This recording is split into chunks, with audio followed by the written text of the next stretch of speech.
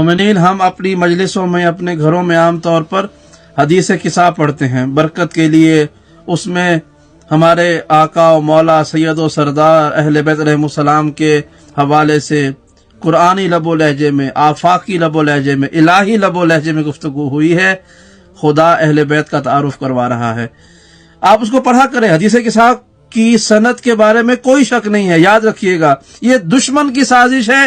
اس میں ہمارے اپنے بھولے لوگ بھی شامل ہو گئے کہ اس کی سند پہ اعتراض، کوئی اعتراض نہیں ہے۔ حدیث قصہ ایک بہت مستند معتبر حدیث ہے، یہ پوری روایت معتبر ہے، اس کی راوی جناب سیدہ ہے، اس میں یہ 5 شخصیات کا تعارف ہے، آیت تطہیر کا شان نزول ہے۔